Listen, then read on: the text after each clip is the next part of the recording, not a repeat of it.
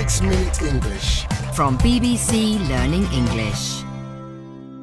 Hello, I'm Rob. Welcome to 6 Minute English. With me today is Harry. Hello, Harry. Hello, Rob. Well, in this programme, we're talking about wealth. The world is getting richer, Harry. Really? How come? Well, according to recent data, the number of people living in extreme poverty has halved in recent decades. More people own a car and a mobile phone. So that's all very good news. More people can have a good standard of living. Standard of living is what we call the amount of money and quality of life people have in a particular society. People in general may have a better life, but there's still a lot of inequality in different countries.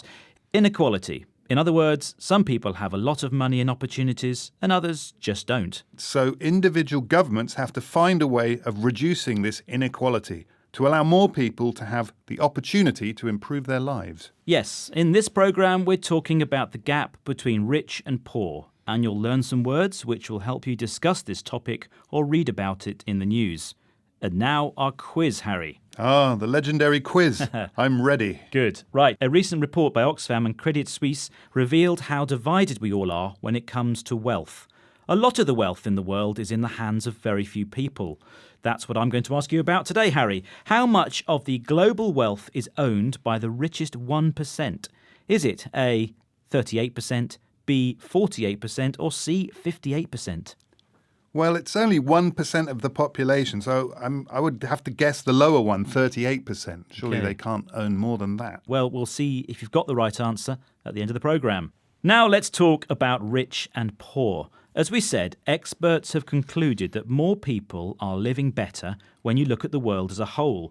But in individual countries, you can find people with hardly anything to eat. And others with lots of houses, cars, land, and so on.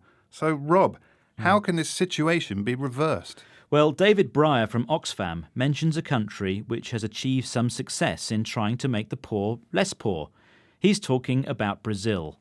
Listen to what Breyer says and tell me, what are the two words he uses meaning the least money people are paid for the work they do?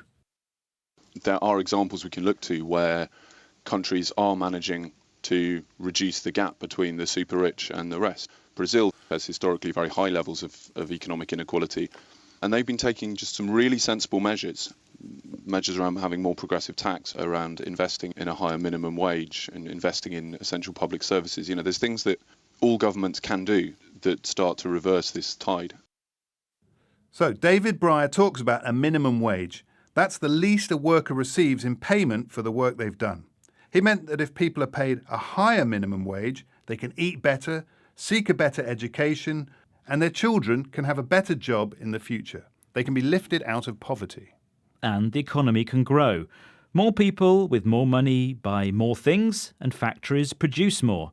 A factory which produces more will need more workers, so more jobs for all. Right.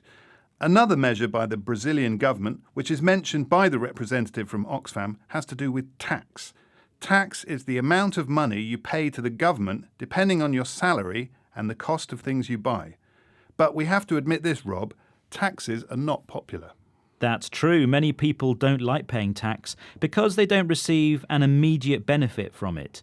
Some very rich people try to pay as little as possible. But one billionaire who thinks it's important to pay and create conditions for governments to fight poverty is Bill Gates. The founder of Microsoft earned a lot of money, retired and, with his wife Melinda, created a foundation to help the poor. The BBC asked him what the very rich have to do to help reduce poverty. Let's listen to his answer. What does he say rich people have to be? The word's an adjective. Well, their obligation, of course, is to pay their taxes. But our advice to them is that they ought to look at taking their wealth and being philanthropic, both in their own country and to help the global poorest. That's the full-time work Melinda and I do. We find it very fulfilling. We love seeing the progress. So, rich people have to be philanthropic. It means they have to help poor people by giving their money. And he says he and his wife find this giving to the poor fulfilling. In other words, it makes them happy and satisfied. Well, that's his message to the very, very, very, very rich in the world, to the 1%. The 1%. Well, you want the answer to my quiz question now, don't you?